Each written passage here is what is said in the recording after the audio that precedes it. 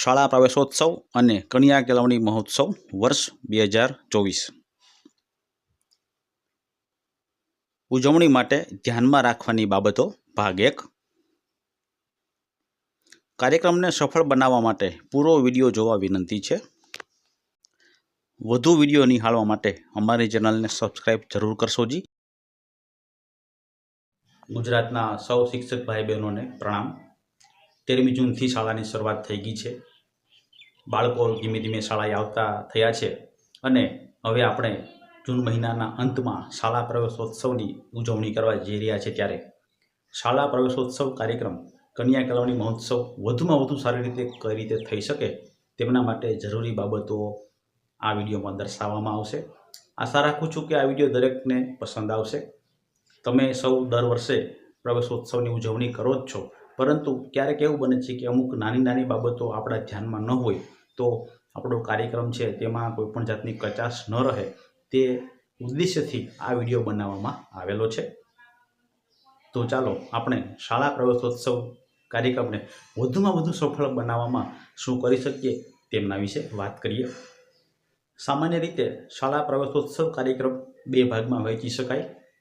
તૈયારી માટે પહેલી તૈયારી એવી છે કે જે આંકડાકીય માહિતી અથવા તો દસ્તાવેજ આપણે કરી શકીએ છીએ, જેમના માટે આપણે સામાન્ય માહિતી જે કાંઈ પણ હોય છે, શાળાની છે, ગામની છે, સાક્ષરતા દર છે, ગુણોત્સવના પરિણામ છે વગેરે અનેક માહિતીઓ જે પરિપત્ર મુજબ આપણને માગવામાં આવેલી છે તે દરેક માહિતી આપણે એકથી વધુ નકલમાં ફાઇલ બનાવી અને તે રાખી શકીએ।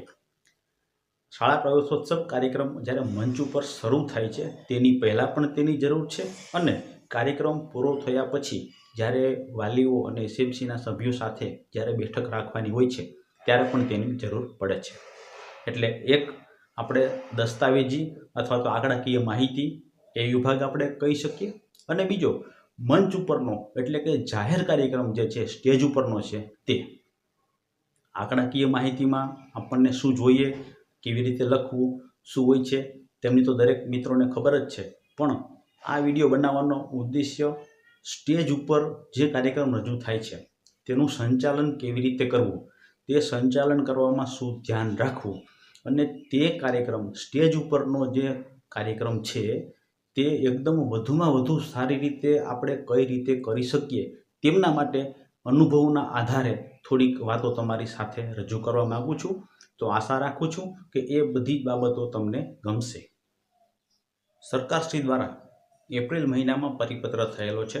શાળા પ્રવેશોત્સવ કાર્યક્રમ મિનિટ ટુ મિનિટ પણ આપેલો છે, તો આપણે પહેલાં તેમના પર એક નજર કરી લઈએ અને ત્યાર પછી આગળ વધીએ। પરિપત્રમાં મિનિટ ટુ મિનિટ કાર્યક્રમ આપેલો છે, તેમની કાર્યસૂચિ આ મુજબ છે। આપણે બની શકે તેટલો ક્રમ જાળવવાનો પ્રયત્ન કરીશું, છતાં પણ કોઈપણ સંજોગોવશાત આમાં થોડોક ફેરફાર કરવાનો અવકાશ થાય કરી શકાય। પ્રવેશોત્સવ કાર્યક્રમ માત્ર કોઈ એક વ્યક્તિથી નહીં, પરંતુ સમગ્ર શાળા પરિવાર, વાલીગણ, વિદ્યાર્થીઓ, સ્ટાફના અન્ય મિત્રો બધાના સહકારથી અને આપણા અધિકારીશ્રી, પદાધિકારીશ્રી દરેકના સહયોગથી શાળા પ્રવેશોત્સવ ઉજવણી કાર્યક્રમને આપણે સફળ બનાવી શકીએ। તેમના માટે વિદ્યાર્થીઓની પસંદગી આપણે કરવાની હોય છે। મિશ્ર શાળા હોય તો એક કુમાર અને એક કન્યા તમે તેમાં પસંદ કરી શકો, પરંતુ કન્યા શાળા અથવા તો કુમાર શાળા હોય તો તમે 2 વિદ્યાર્થીની પસંદગી કરી શકો છો। હવે વિદ્યાર્થીની પસંદગી કઈ રીતે કરવી એ તો આપ સૌ જાણો જ છો। વર્ષ દરમિયાન પ્રાર્થના સભા અને બાળસભામાં અનેક વિદ્યાર્થીઓ પોતાની રજૂઆતો કરતા હોય છે, તેમાંથી તમને જે વિદ્યાર્થી વધુ યોગ્ય લાગે તેની તમે પસંદગી કરી શકો છો। જાહેરમાં કાર્યક્રમમાં બોલવાનું થાય એટલે સાહજિક દરેક વ્યક્તિના મનમાં થોડો ડર હોય છે, પણ એ ડર રાખવાની જરૂર નથી, કારણ કે આપણે મનુષ્ય છે, ક્યારેક ભૂલ થઈ જાય અને એમાં વિદ્યાર્થી છે તો વિદ્યાર્થીથી પણ ક્યારેક ભૂલ થઈ શકે। વખત શિક્ષક મિત્રો અથવા વિદ્યાર્થીઓ કહેતા હોય છે કે શાળા પ્રવેશોત્સવની સ્ક્રિપ્ટ હોય તો મોકલો અથવા તો શાળા પ્રવેશોત્સવનું લખાણ હોય તો મોકલો, પણ મારે દરેકને જણાવવાનું છે કે મિત્રો, સ્ક્રિપ્ટ ક્યારેય કોઈ પણ કાયમી હોતી નથી। સ્ક્રિપ્ટમાં તમે ગમે એટલું સારું લખેલું હોય પણ જે તે સ્થળ ઉપર, સમય ઉપર તમારે અલગ અલગ બોલવાનું થતું હોય છે। તમે લખીને આપી શકો, પણ માત્ર મિનિટ ટુ મિનિટ કાર્યક્રમ જે હોય છે અથવા તો કાર્યક્રમનો ક્રમ કયો જાળવવો તે જ તમે લખી શકો છો. બાકી તો સમય અને સંજોગો પ્રમાણે અલગ અલગ વસ્તુ બોલવાની થતી હોય છે. તમારે તેમના માટે અનેક કાવ્ય પંક્તિઓ, અનેક સુવિચારો, વિશાળ વાંચન એ બધું જરૂરી છે.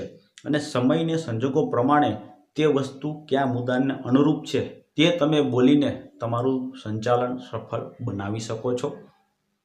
કોઈ પણ સંચાલન અથવા તો તેની સ્ક્રિપ્ટ અથવા તો તેના શબ્દો સમય પ્રમાણે અલગ અલગ હોય છે, સ્થળ પ્રમાણે પણ અલગ અલગ હોય છે. એમાં પણ આપણું ગુજરાત રાજ્ય કે જેમાં ભૌગોલિક અનેક વિષમતાઓ છે, દરિયાકાંઠો છે, જંગલ વિસ્તાર છે, કચ્છ ભુજ બાજુ રણ વિસ્તાર છે, તે દરેક પ્રમાણે થોડીક લોકબોલીઓ પણ ફરતી હોય છે, થોડીક પ્રાદેશિકતા પણ આવતી હોય છે.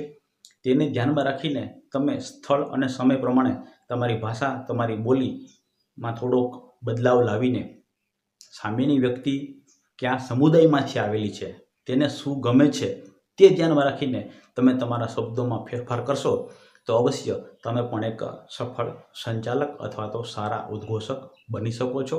આ બધી જે કંઈ પણ માહિતી આપેલી છે મિત્રો, એ માત્ર તાલુકા કક્ષા, જિલ્લા કક્ષા અને રાજ્ય કક્ષા સુધીના એક કાર્યક્રમમાં બધા અનુભવ થયા છે. ઘણા બધા કાર્યક્રમોમાં કઈ વસ્તુ હોય છે, કઈ વસ્તુ આપણે ધ્યાનમાં રાખવી જોઈએ, તે બધું ધ્યાનમાં રાખીને તમારી સમક્ષ રજૂ કરી છે.